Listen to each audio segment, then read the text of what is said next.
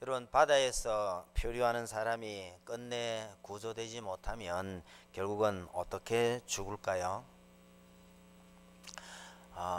탈수로 죽는다고 합니다. 물에 둥둥 떠다니면서 결국은 물이 없어서 죽는다는 말이죠.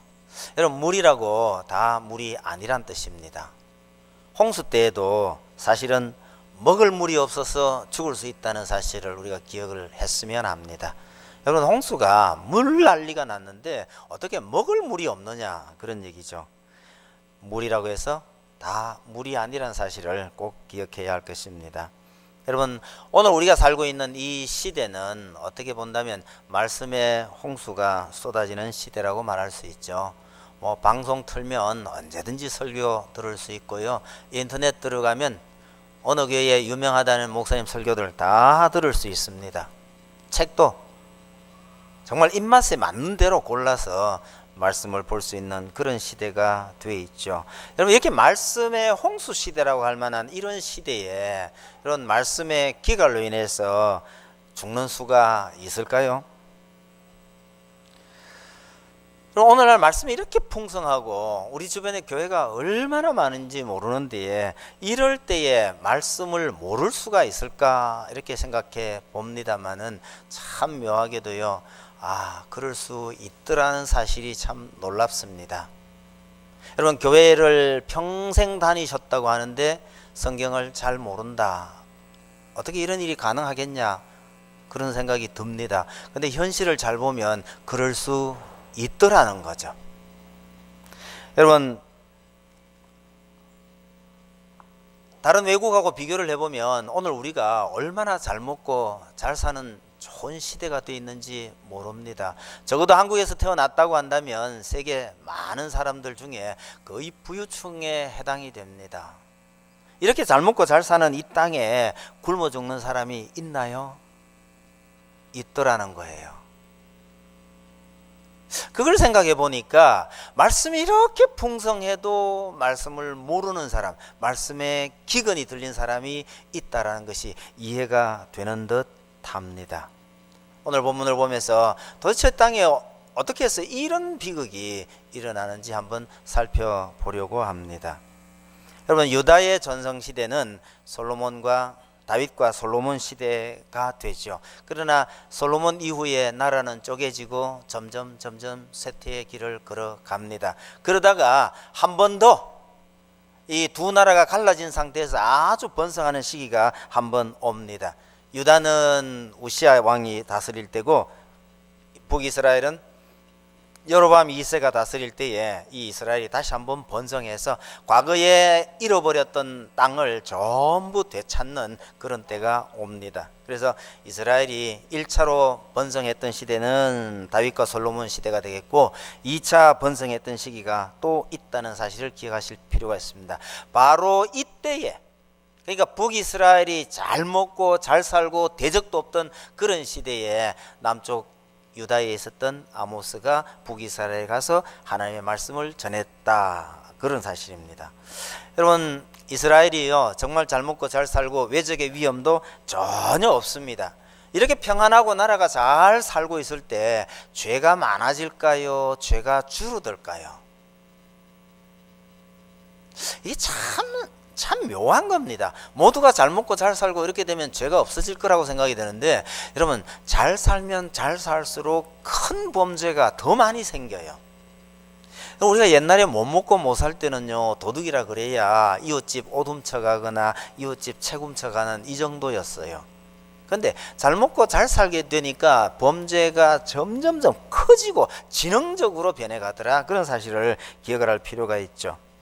여러분, 사람이 잘 산다고 범죄가 줄어드는 것이 아니라 잘 살면 잘 살수록 지능적이고 더 큰 범죄를 저지르게 되고, 반면에요, 힘없고 약한 사람은요, 모두가 어렵게 살 때는 모두가 어려우니까 괜찮잖아요. 그래도 견딜만 한데 다들 잘 살고 있는데 어렵고 가난한 사람들은 상대적으로 더 힘들어진다는 사실을 기억을 할 필요가 있습니다.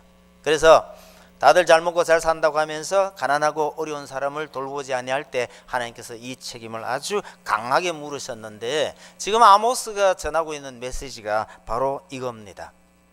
너희가 이렇게 나라가 부강하고 잘 살고 있는데 어떻게 해서 이 가난한 자를 돌보지 아니하느냐, 이러면서 하나님께서 무서운 심판을 예고하십니다. 본문 1절을 한번 보셔요.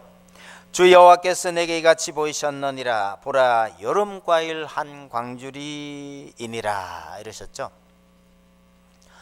선지자에게 보여준 것이 여름 과일 한 광주리, 잘 익은 과일 한 광주리를 보여주셨는데, 우리는 이걸 보면 이게 무슨 뜻인지 잘 모릅니다. 그런데 여름 과일이라는 글자하고 끝이라는 글자하고 글자가 아주 흡사해요. 그래서 여름 과일 한 광주리를 딱 보여주면 거기서 뭐가 금방 떠오르냐면, 아, 끝이구나, 이런 느낌이 바로 온다는 거죠. 비슷한 예는 우리에게 좋은 예가 있습니다. 예전에 한때 유행하던 말 있죠. 야, 오늘 어디 가는 거 어때? 이러면 대답을 뭐라고 합니까? 당연하지 라고 해야 될 시절에 당연이라고 안 그러고 뭐라 그랬어요? 당거이지 이랬단 말이에요. 야, 오늘 밖에 놀러 가는 거 어때? 하는데 당거이지. 그 왜 당근이 나와요? 당근이라 그래도 듣는 사람은 뭘로 듣죠? 당연하다로 듣는단 말이에요. 이런 현상이에요. 소위 워드플레이라는 건데, 이런 현상들이 굉장히 많이 있습니다. 근데 하나님께서 그리 하시네요. 아모스야, 뭐가 보이냐? 예, 여름 실과가 보입니다 라고 대답을 하는데, 그 내용은 뭐냐면 끝났다, 이런 뜻입니다. 2절 한번 보세요. 그가 말씀하시되 아모스야, 내가 무엇을 보느냐? 내가 이르되 여름 과일 한 광주리니이다 하매 여호와께서 내게 이르시되 내 백성 이스라엘의 끝이 이르렀은즉, 이러죠. 그러니까 여름 과일 한 광주리란 말하고 끝이란 말이 단어가 비슷한 단어이기 때문에 바로 그렇게 연상이 된다. 그래서 하나님께서 유머 감각이 있어서 그러신 거예요. 끝났다라는 이 말을 과일 한 광주리만 쓱 보여주시는 겁니다. 그렇게 끝이 나면 어떻게 됩니까? 3절. 그날의 궁전의 노래가 애곡으로 변할 것이며, 궁전의 노래니까 풍악이죠. 그 날마다 잔치하며 부르던 그 즐거운 노래가 애곡으로 변한다는 겁니다. 그 다음에요, 곳곳에 시체가 많아서 사람이 잠잠히 그 시체들을 내어버리리라. 여러분, 시체를 내다버리는데 왜 잠잠히 내다버릴까요?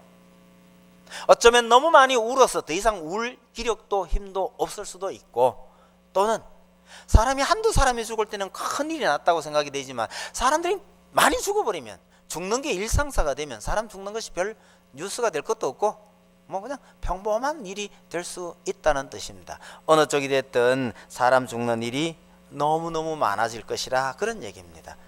그래서 잔치 소리 끊이지 않던 그 궁정에 애곡하는 소리만 들리고, 하는 일이라고는 아무 말도 없이 생각도 없이 죽은 시체만 내다버리는 이런 일이 일어날 거라고 예고를 합니다. 왜 그러느냐? 이유를 4절에서 6절이 말하는데 두 가지로 나누어 볼 수 있습니다. 하나님께서 이렇게 징계하시는 첫 번째 이유는 이웃에 대한 사랑을 잃어버렸기 때문이고, 두 번째는요, 하나님에 대한 공경도 없기 때문입니다. 4절. 가난한 자를 삼키며 땅에 힘없는 자를 망하게 하려는 자들아, 이렇게 책망하시죠. 가난한 자를 돌보지 않는 자들에 대한 지적입니다. 6절 보시면요, 언으로 힘없는 자를 사며 신한 켤레로 가난한 자를 사며 찌꺼기 밀을 팔자 하는도다. 힘없고 가난한 자를 돈으로 휘어잡는 이런 세상에 대해서 하나님께서 심판하시겠다, 그런 얘기죠. 여러분, 앞에서 말씀드린 대로 지금 북이스라엘은요 정말 번영해서 사람들이 잘 먹고 잘 사는 시대입니다. 이런 시대에 잘 먹고 잘 사는 사람들이 가난하고 어려운 사람을 돈으로 휘두르면서 돌보지 않는 것, 이것이 하나님께서 생각하시는 큰 죄라는 사실을 기억해 두실 필요가 있습니다. 교회 안의 이야기면 참 좋을 듯 하지만 전 이런 말씀 들을 때마다 생각나는 것이요, 경주에 있었던 최부잣집 이야기입니다. 여러분, 우리 전해 오는 말에 의하면요, 부자가 3대 가기가 어렵답니다. 그런데 경주 최부자는요 10대를 내려갔습니다. 10대를 내려가서 그럼 망했느냐? 10대째 부자가 일제시대 때 자기 전 재산을요 독립자금으로 쓰고 해방 이후에 학교를 세우는데 돈을 많이 기부를 해버리고 써버렸습니다. 그래서 경주 처부자가 지금은 흔적이 별로 없어요. 물론 그 아들 되는 분들이 지금 아마 판사로 재직하고 있다는 얘기를 제가 들은 적은 있습니다만 집이 완전히 망한 게 아니에요. 나라가 망했음에도 버티고 있다가 해방된 이후에 학교를 세우고 독립 운동에 돈을 많이 그렇게 보냈기 때문에 결국은 지금 처부작하는 흔적은 없습니다. 사람은 없습니다만은 어쨌거나 10대를 흔들리지 않고 내려갔다는 거 정말 대단한 겁니다. 왜 그렇게 됐느냐? 많은 사람들이 연구를 했어요. 조사를 하고 살펴봤는데 그 집안에 아주 독특한 그 교훈이 몇 가지 있습니다. 파장에 물건 사지 말라. 여러분, 파장에 가면 물건이 싸요. 그런데 부잣집 사람들이, 가난한 사람들이 물건 팔고 마지막에 그 허락에 처분하고 가려고 거, 이런 거 사려고 애쓰면 안 된다. 그럼 어떻게 해야 되나요? 일찍 가서 제값 주고 물건 사라, 이 말입니다. 똑같은 예로 흉년에 땅 사지 말라는 말도 있었어요. 흉년에 먹고 살기 어려우니 땅 가진 사람조차도 헐값에 내놓지 않느냐, 그런 거 사지 말라는 얘기예요. 정 사려면 값을 제대로 쳐주고 살아라. 이게 이제 부자로서 마땅히 감당해야 될 책임을 다 진다는 뜻입니다. 심지어 사방 80리 안에 굶는 자가 없도록 하라. 그래서 이 처부자 집에 양식을 얻으러 오면 항상 퍼줬어요. 여러분, 경주에서 사방 80리면 얼마나 넓은 지역인지 가만히 한번 생각을 해보세요. 울산까지 갑니다. 경주에서 울산까지요. 그 넓은 지역 내에 굶는 자가 없도록 하라. 이게 집안 대대로 내려오는 교훈이었어요. 농민반란이 일어나서 이 처부잣집이 완전히 망할 그럴 기회가 생겼습니다. 농민반란군이 부자들 집은 전부 털면서 전부 죽이고 집을 헐고 이럴 때에 이 농민반란군이 처부잣집에 쳐들어왔을 때요, 그 집에 있던 일꾼들하고 소작인들이 이 집을 막아준 겁니다. 우리 주인은 그런 사람 아니다. 그래서 이게 너무 완전히 망할 수밖에 없었던 그 상황 속에서 농민들이, 소작 맡아 하던 그 밑에 하인들이 이 집을 막아준 겁니다. 그래서 망하지 않고 10대까지 갔었다, 그런 얘기입니다. 여러분, 가난한 자를 배려하지 않는 자본주의, 가난한 자를 배려하지 않는 잘 사는 나라, 이건 명이 그다지 길지가 않습니다. 우리나라도 이렇게 먹는 거 걱정 안 하고 편하게 잘 살게 된 때가 그렇게 오래된 것 아닙니다. 얼마 안 됐어요. 근데 좀 흥청망청하는 경향이 아주 강하죠. 우리는 우리끼리 있어서 잘 모릅니다만 외국에 나가면 한국 사람 노리는 사람들이 굉장히 많아요. 사실은 큰 부자 아닌데도 불구하고 부자 행세를 하고 현금을 많이 지니고 다니고 있는 이상한 버릇 때문에 한국 사람 노리는 나쁜 사람들이 참 많다는 거예요. 부자로서 맡은 책임은 가난한 자를 돌보는 것인데 이걸 잘 안 하고 있으면 우리가 지금 잘 먹고 잘 산다고 있는 이것이 굉장히 위험할 수 있다는 것. 여러분, 부자가 가난한 자를 배려하지 않으면 그 스스로 무너진다는 사실을 기억을 해둘 필요가 있습니다. 이건 일반적인 이야기예요. 근데 하나님께서 뭐라 그러시느냐? 이 유대가 지금 잘 살게 됐고 잘 먹고 있는데 아무런 걱정이 없는데 너희가 가난한 자를 이렇게 압박하는구나. 이것이 하나님께 벌받을 짓이라고 지금 책망을 하고 있는 겁니다. 두 번째는 하나님에 대한 관계가 또 이게 문제가 있는 거예요.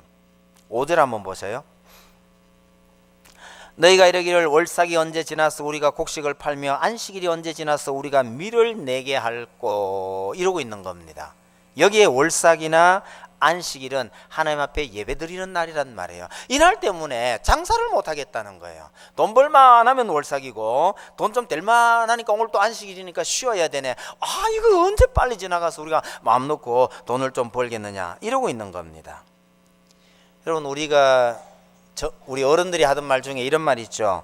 돈 내기는 사람 죽을까 봐 겁나고 일당을 주면 장성될까 겁난다, 뭐 이런 말이 있어요. 그 중에 특히 돈 내기 하는 거 있죠. 일했는 것만큼 돈 주겠다 그러면 사람 죽을까 봐 겁난다는 거. 왜요? 죽을 각오를 하고 일 열심히 하는 거예요. 여러분, 사실은 돈이 그렇게 좋은 겁니다.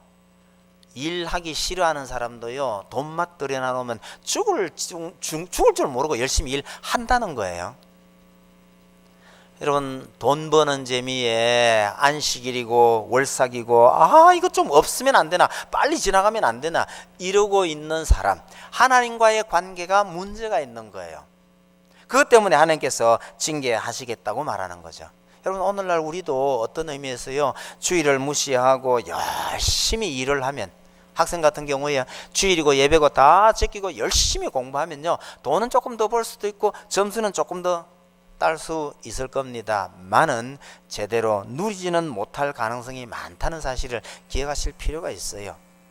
여러분, 시험 치면 꼭 100점 맞아야 됩니까?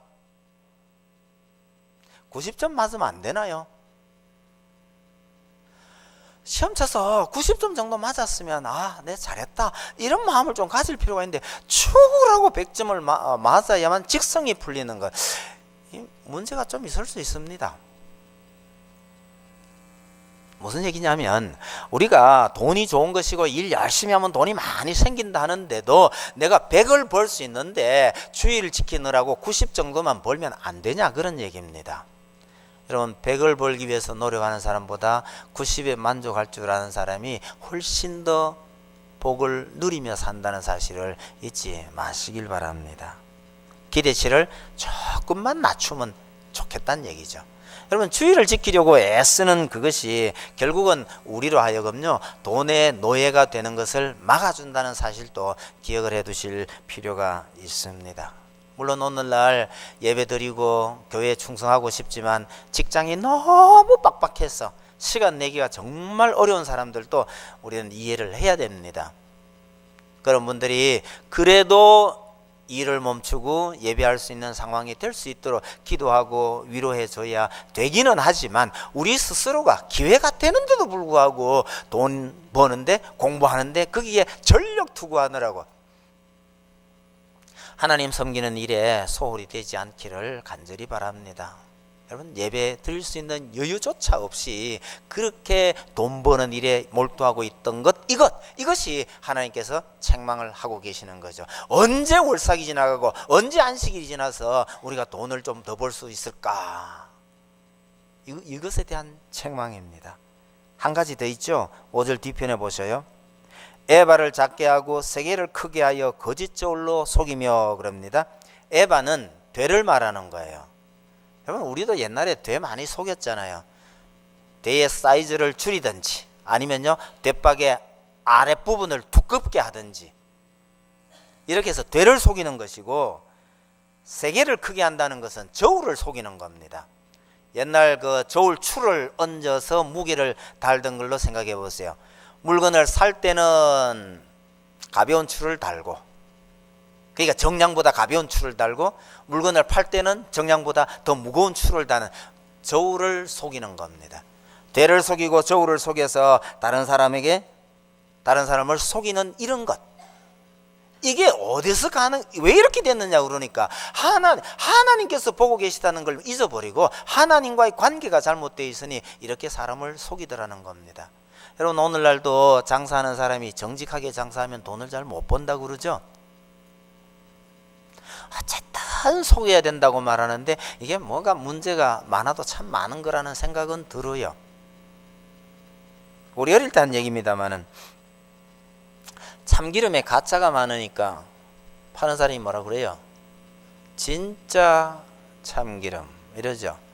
또 다들 진짜 참기름 그러니까 그 앞에 하나 더 붙어요. 순 진짜 참기름 이런단 말이에요. 그러니까 다 순 진짜 참기름이에요. 한자 더 붙어요. 정말 순 진짜 참기름. 하나 더 붙습니다. 100% 정말 순 진짜 참기름. 이쯤 되면 이게 진짜일까요? 가짜일까요?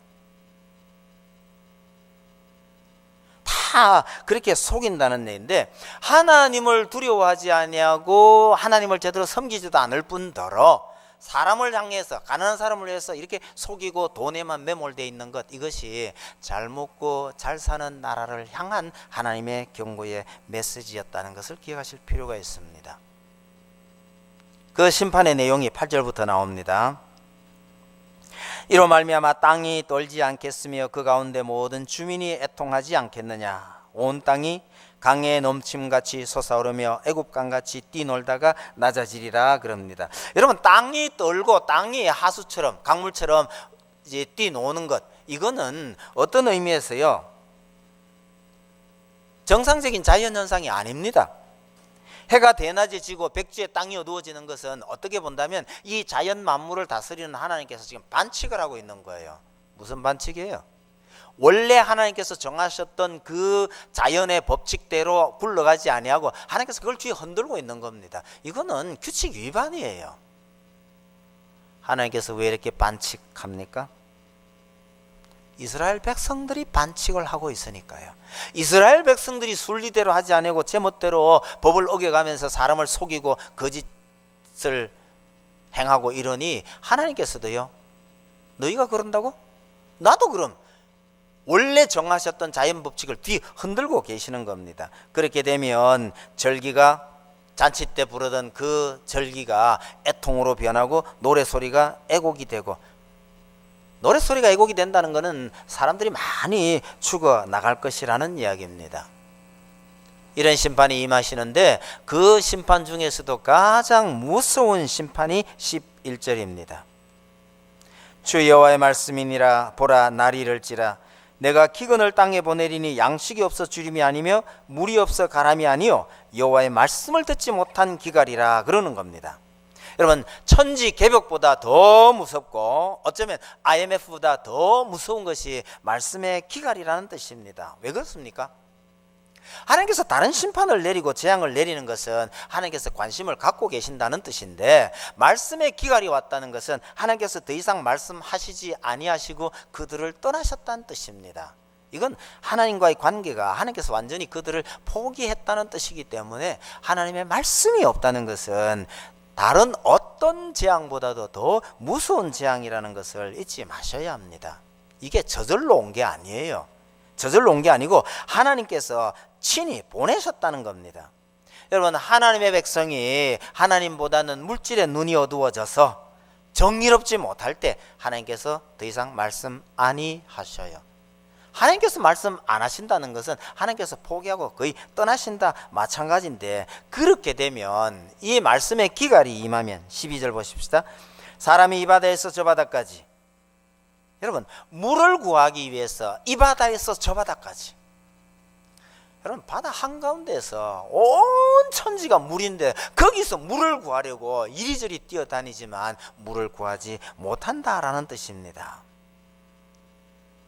여러분, 하나님의 말씀을 제대로 순종하지 아니하고 하나님께서 말씀의 기갈을 보내버리면 물 가운데서도 물이 없어서 죽는 이런 일이 생긴다는 겁니다. 그것도 좀 이상한 것이요, 그 아래줄에 보시면 북쪽에서 동쪽까지 비틀거리며 여호와의 말씀을 구하려고 돌아다녀도 얻지 못할 것이라고 말합니다. 여러분, 원래 북쪽에서 출발하면 남쪽으로 가는 게 정상이거든요. 그런데 여기는 북쪽에서 동쪽으로 갔어요. 여러분, 북쪽에서 남쪽으로 갔다면 아직은 정신은 말짱한 것 같아요. 물을 구하기 위해서 북쪽에서 출발했는데 동쪽으로 갔다는 것은 이게 지금 방향도 구분을 잘 못하는, 정신이 오락가락하는 상태를 묘사하는 것 아닐까, 그렇게 생각합니다. 여러분, 이런 일이 생기기 전에 정말 생명수 되시는 하나님의 말씀을 잘 따랐어야 한다는 거예요. 하나님의 말씀을 따르지 않으면 하나님께서 여러 가지 징계를 하시겠지만 그 징계 중에서도 최후의 징계, 말씀의 기갈을 보내겠다, 그렇게 말씀하십니다. 여러분, 한 번 더 생각을 해봅시다. 하나님께서 끝이다, 끝났다 그러면서 최후로 보내는 징계가 말씀의 기갈입니다. 여러분, 돈 떨어지고 양식 떨어져도 끝난 건 아니에요. 진짜 큰일은요, 하나님의 말씀이 떨어지면 이게 진짜 떨어진 겁니다. 왜요? 하나님의 말씀이 떨어지면 이제는 영원한 고난이 닥쳐오는 것이요, 모든 것을 잃어버렸다라는 뜻이 되는 겁니다. 여러분, 말씀의 기갈이 하나님의 백성에게 줄 수 있는 하나님의 최고로 무서운 징계 중에 징계라는 사실을 잊지 마시길 바랍니다. 교통사고가 나든지 무슨 사고가 나가지고 팔다리가 부러지면요, 그냥 눈으로 보기에도 얼마나 큰일이 난 거잖아, 그죠? 발다리 부러지고 뭐 깨진 거는요 정말 난리가 났다 싶지만 이거는 시간이 조금 지나면 온전하게 회복이 되는 겁니다. 차라리 그건 덜 무서워요. 큰 사고가 났는데 사람이 멀쩡해 보여요. 이거 더 위험할 수 있습니다. 왜요? 뇌나 이 내부, 몸 내부 어딘가에 무슨 탈이 났는데 이게 밖으로 터져 나오면 오히려 안전합니다. 근데 아무 표도 없고 사람 멀쩡해요. 여러분 겉으로 보기에 멀쩡한데 이게 위험할 때는 더 위험할 수 있다는 사실을 기억하셔야 합니다. 혹시나 뇌에 문제가 생겼으면요 당장은 아무렇지도 않아요. 그런데 서서히 사람을 완전히 폐인으로 만들어 갑니다. 이런 것을 가리켜서 요즘은 흔히 소리 없는 살인자 이런 말을 쓰죠. 소리 없는 살인자가 뭐냐 찾아보면요 종류가 아주 많아요. 주소자로는 것이 뇌졸중, 고혈압, 고지혈증, 심지어 흡연도 포함이 되어 있더라고요. 담배 그거 열심히 피운다고 해서 뭐 수명에 그래 조금 영향은 있겠지만 얼마나 있겠냐. 근데 이 소리 없이 다가와서 사람을 죽여놓는 것이 있는데 여러분 발다리 부러진 것보다 실제로 이게 더 무서운 거예요. 겉으로 보기는 발다리 부러지니까 대단하다 싶잖아요. 사실은 몇 달 고생하면 이게 다 회복이 돼요. 그러나 여러분 소리 없이 다가오는 이런 죽음은요 눈치챘을 때는 이미 늦은 거예요. 이게 더 무서운 거란 말이에요. 여러분 하나님께서 사업 망하게 하고 뭐 집안에 문제가 생기고 터지고 나니까 아이고 하나님 하고 난리를 치지만 그거보다 더 큰 문제가 더 큰 징계가 하나님의 말씀이 없다는 것이 더 큰 징계라는 사실을 꼭 기억했으면 합니다. 여러분 교회는 오래 다녔고 열심히 하나님 잘 섬긴다고 했는데 내 속에 하나님의 말씀이 없어요. 아니 이럴 때 하나님께서 날더러 뭐라고 하실까 이게 전혀 생각이 떠오르지 않는 것 이런 것이 말씀이 없는 겁니다. 이것이 진짜 무서운 징계라는 사실을 꼭 기억했으면 합니다. 여러분 번성하던 시기에는 부자들이 참 살기 좋은 세상인데 중요한 것은요 바로 그러한 시대에 말씀이 없어서 오히려 더 심각한 상황이 돼 있다. 이게 이스라엘의 현 상태라는 거죠. 여러분 모든 것이 풍족하고 먹고 살기 좋은 때 그럴 때가 정말 우리에게 진정한 만족을 주는가를 한번 생각해 보실 필요가 있습니다. 사람이 참 묘했어요. 갖고 싶은 것 하고 싶은 것 다 많았는데 그걸 딱 가졌다고 해서 완전히 만족이 되느냐, 그 만족이 얼마 가지를 않아요. 여러분 아이들이 어릴 때 집에서 피아노 가르친다고요 좀 시켜보면 처음에 참 열심히 쳐요. 진도도 아주 빨라요. 그리고요 어디 가서 피아노만 있으면 붙어가지고 뚱땅거리고 있는 걸 보면 아 우리 애가 정말 소질이 있는가 보다. 그럴수록 피아노를 빨리 사주지 마세요. 피아노 없을 때는요 너무 집에 어디 가서 피아노만 있으면 시간만 나면 붙어가지고 한번 치게 해달라고 이러던 자식이요 집에 피아노 한번 들여놔 보세요. 처음에는 신나 할는지 모르지만 얼마 안 갔어요. 시들해서 피아노 안 만집니다. 이게 일반적인 경우예요. 집에 피아노가 없는 한 얘는요 어떻게든지 어디 가서 치려고 애를 쓰고 그러는 거예요. 카메라 한 대 사달라고 쫄르고 얼마나 쪼르는지 몰라요. 사다 줘놓으면요 정말 좋아서 오만 거 다 찍고 다녀요. 근데 얼마쯤 안 가면 시들해져서 만지지도 안 합니다. 사람이 늘 그렇다는 사실을 우리가 기억을 해둘 필요가 있습니다. 이 땅에 이런저런 것들이 우리에게 주는 것은 진정한 만족이 아니라 일시적인 만족에 그치더라는 사실을요. 35세 동갑나기 둘이가 있었는데요. 한 사람은 고등학교만 나오고 기술을 일찍이 배워서 카센터를 열었어요. 빌딩이 몇 채가 되고 뭐 이렇게 돼 있습니다. 그 옆에 같은 동갑내기요 박사과정을 밟고 있었어요. 박사도 어떤 경우에는요 학교에서 생활비가 좀 나옵니다.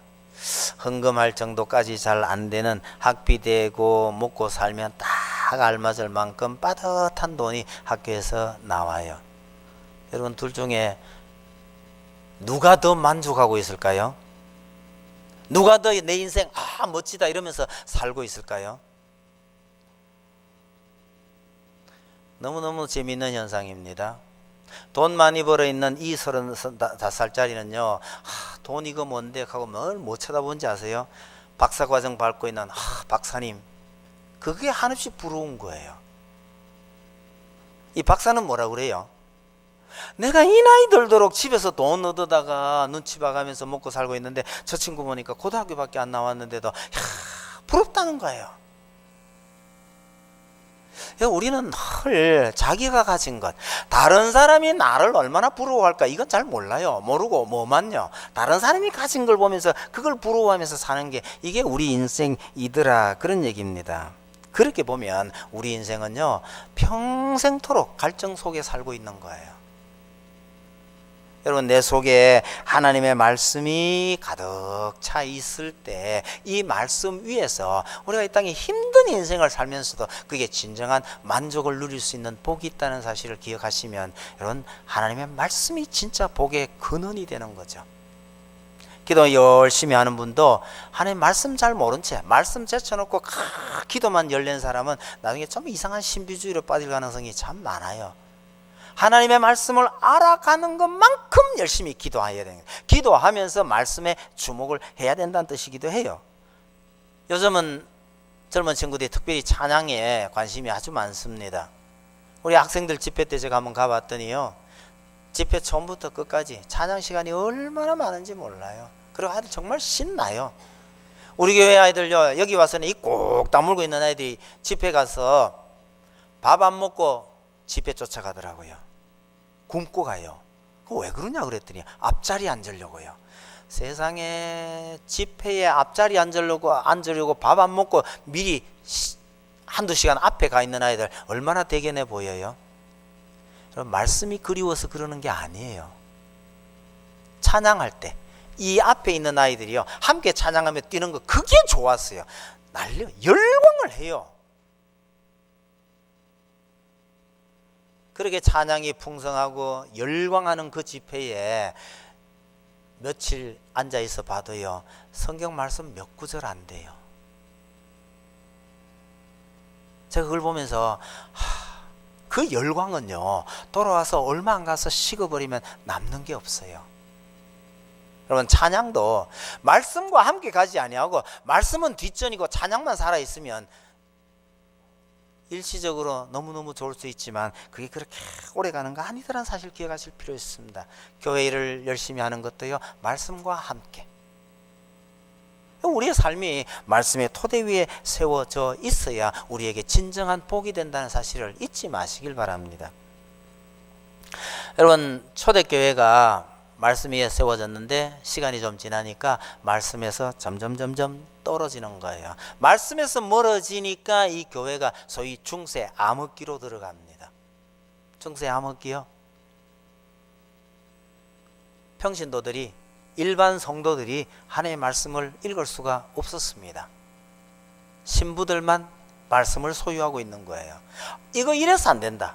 그래서 번역하기 시작하고 말씀 전하기 위해서 애를 썼는데, 여러분, 루트가, 언젠가 제가 한 말씀 드렸습니다만, 루트가 가톨릭에서는 최고의 이단자입니다. 이단이에요. 그 이단 죄목 중에 뭐가 들어가 있는 거니까요, 라틴어 성경을 자기들 평민들이 읽을 수 있는 독일말로 번역한 것, 이게 죄목이에요. 그것 때문에 루트가 이단으로 몰리고 거의 죽을 위험에 처하잖아요. 여러분, 우리 선조들이 우리도 알 수 없는 그 라틴어 성경을 우리가 읽을 수 있는 성경으로 번역해주고 옮겨주기 위해서 사실은 죽임을 당한 사람이 한둘이 아니에요. 그들이 그렇게 목숨을 걸고 우리에게 읽을 수 있도록 전해준 이 성경이 오늘 우리에게 와서 어떻게 영향을 끼치고 우리에게 어떻게 쓰여지고 있는가를 생각 한번 해볼 필요가 있습니다. 성경 한 권 구하려면 너무 간단하잖아요.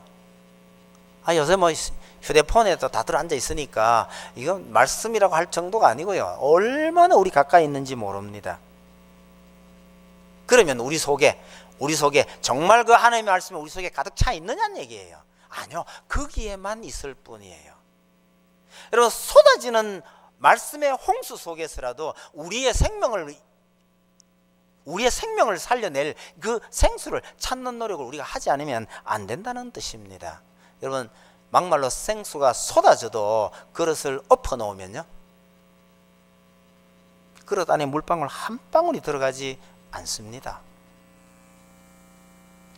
말씀의 기근이 재앙 중에 재앙이다 라고 말하는 건 뒤집어서요, 하나님의 말씀이 우리 삶에 있어서 그렇게 중요하다는 뜻입니다. 그러면 하나님은 하나님의 말씀을 사모하는 자에게, 열심히 듣고 배우고 읽고 하는 사람에게 하나님께서도 특별한 은혜를 베푸셔요. 여러분, 천국은 침노하는 자의 것이다 라는 구절 기억하시죠? 천국은 침노하는 자의 것이다. 말을 바꾸면요, 누구든지 침노하면 천국을 얻을 수 있다, 이런 뜻이거든요. 여러분, 천국이 왜 그렇게 허약합니까? 누구든지 공격만 하면 얻을 수 있다, 이런 뜻이잖아요. 천국이 왜 그렇게 약합니까? 여러분, 천국은 그렇게 허무하게 무너질 수 있는 약하디 약한 그런 성이 아니에요. 단지 하나님께서 애쓰는 자에게 천국을 거저 주다시피 주시겠다는 약속입니다. 내가 주려고 마음 다 잡고 있으니 누구든지 침노하기만 하면 주겠다는 뜻입니다. 그런데 침노하기는 그냥 그릇을 엎어놓고 버티면요, 하나님께서 복을 주시려고 해도 주실 수가 없다는 뜻입니다. 예수님께서 하신 말씀 중에 먼저 된 자가 나중되고 나중된 자가 먼저 된다, 쉽게 바뀔 수 있다는 뜻입니다. 쉽게 바뀔 수 있어요. 왜 그게 쉽게 바뀌어집니까? 먼저 됐다고 해서 그릇 엎어놓고 버티고 있으면 나중 온 사람이 그릇 갖다 대기만 해도 이게 먼저 되는 거예요. 하나님께서 그렇게 은혜를 베푸시겠다라는 뜻입니다. 여러분, 우리가 어릴 때는 먹는 양이 적잖아요. 그런데 자라면 점점 먹는 양이 늘어가잖아요. 여러분, 어느 쪽인가 한번 생각해 보세요. 많이 먹어야 자랍니까? 자라니까 많이 먹는 겁니까? 간단한 것 같은데 좀 쉽지가 않죠. 많이 먹어야 자라나요? 아니면 자라니까 많이 먹는 거예요? 예, 둘 다 맞습니다. 둘 다 맞아요, 항상. 여러분, 우리의 몸도 그러하거늘 하물며 우리의 영혼도 마찬가지예요. 우리의 영혼도 하나님의 백성으로 태어났는데 하나님의 백성으로 장성한 아들로 자라가려면 많이 먹어야 되는 거예요. 안 먹는데 크는 법 없습니다. 안 먹는데 크는 법 없어요. 많이 먹어야 큽니다. 또 내가 하나님의 장성한 아들이 되고 장성한 자녀로 자라났으면 많이 먹게 돼 있다는 뜻입니다. 하나님의 말씀을 아무리 봐도 별 욕심도 안 나고 입맛도 없고 누구 모양으로 성경책만 펴면 잠이 쏟아지고 이렇다는 것은 내가 잘 안 자라고 있다는 뜻입니다. 여러분, 숨쉬기 운동도 운동에 해당되나요? 무슨 운동 하십니까? 하면 예, 숨쉬기 운동 열심히 하고 있습니다, 이러죠. 여러분, 숨쉬기 운동이 그게 운동이 되나요? 그게 무슨 운동이에요? 그렇죠? 그러나 여러분, 숨쉬기 운동도 잘 알아서 잘 하면 그게 운동이 됩니다. 그걸로 건강을 유지하시는 분들이 있어요. 뭡니까? 소위 말하는 단전 호흡 이런 거죠. 아무 애도 안 쓰고 그냥 쉬는 거는 그냥 사는 거지, 그 운동 아니에요. 그러나 그것도 잘 연구해서 어떻게 하면 건강을 유지할 수 있는 운동이 된다라고 말하면 되는 겁니다. 여러분, 모르고 하면 아무리 애를 써도 아무것도 안 되는데요, 이걸 어떻게 할 수 있는지를 잘 배워서 하면 전혀 운동 아닌 것도 운동이 된다는 사실을 기억하실 필요가 있습니다. 건강을 위해서 여러 가지 운동들 하고 계시잖아요. 모든 운동이 다 마찬가지입니다. 또 예를 하나 들면 이런 거예요. 탁구 그거 운동 되나? 여러분, 탁구 운동 됩니까 그게? 함부로 하지 마세요. 운동은 안 되고 맨날 노동만 돼요. 맨날 공 주우러 다니다가 일 다 보거든요. 그 운동 안 돼요. 근데 열심히 하는 사람들은 왜 그렇게 열심히 해요? 여러분, 치는 법을 배우면 운동이 되고요, 배우지 않고 한번 해보자 하고 뚝딱거리면 운동이 안 되는 겁니다. 이게 매사가 그래요. 매사가 운동이 안 되는 것 같아도 배워서 잘 익히면 운동이 되는 거고, 배우지 아니한 채 그냥 한번 해보자고 뚝딱거리면 남에게 방해만 되고 허리만 아프지 운동 전혀 안 되는 거예요. 여러분, 하나님의 말씀도 마찬가지예요. 하나님의 말씀이 어떤 건지를 알면 알수록 이 말씀이 더 잘 이해가 되고 그 말씀 속에 참된 행복과 기쁨이 있고, 하나님의 말씀이라 그러니 해서 건성건성 끼고 다니고 그렇게만 지내면 그게 숨쉬기 운동이 운동이 아닌 것처럼요, 그 말씀이 내 속에 아무런 영향을 끼치지 못하면 그 말씀이 말씀답지 못하게 돼 있는 겁니다.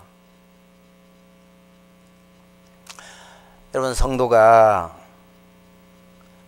우상에 빠지거나 아니면요, 이스라엘 유다 사람들처럼 돈맛에 빠지거나 아니면 인생살이에 어떤 즐거움에 빠져 있으면 바른 하나님의 말씀이 귀에 들어오지를 않아요.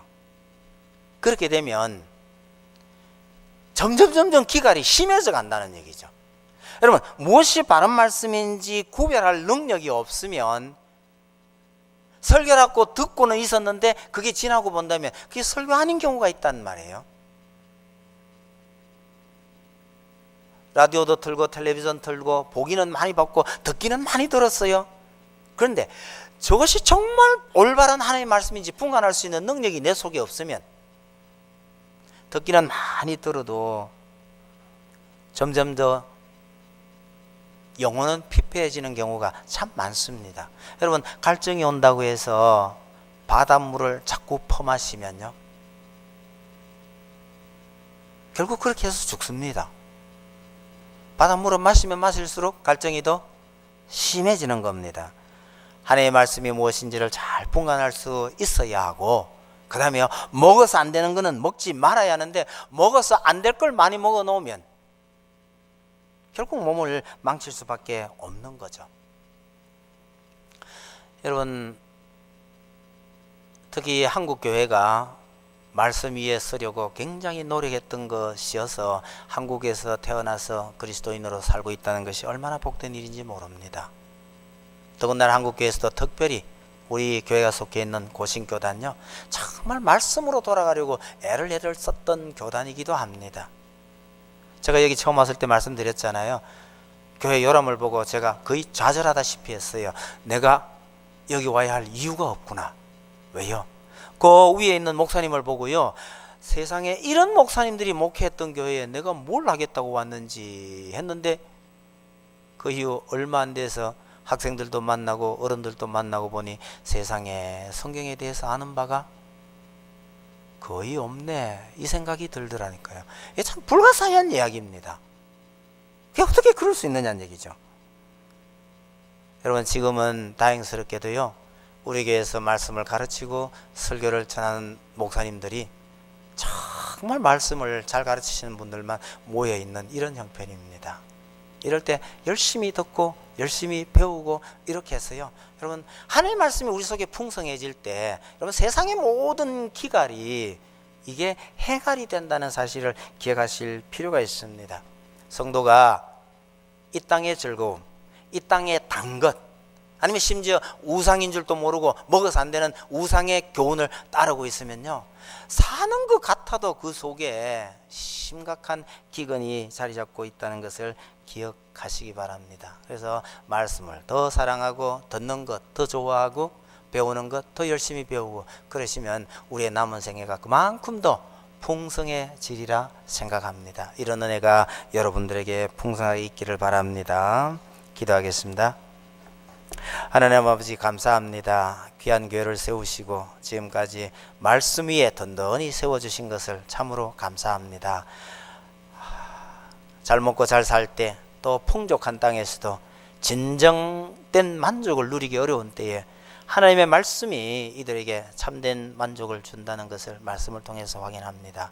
여러 가지 재앙이 있을 수 있지만 그 중에서도 가장 무서운 재앙 중에 재앙이 바로 말씀의 기근이라는 것을 인식하고, 이왕에 우리가 하나님을 알고 하나님의 자녀가 되었사오니 하나님께서 기뻐하시는 성숙한 자녀로 자라게 해 주옵소서. 말씀은 날마다 말씀을 묵상하며 말씀을 듣고 읽고 배우며 하나님 앞에 귀하고 아름다운 모습으로 자라가게 하시고 그 말씀이 우리의 삶을 풍성하게 인도해 주옵소서.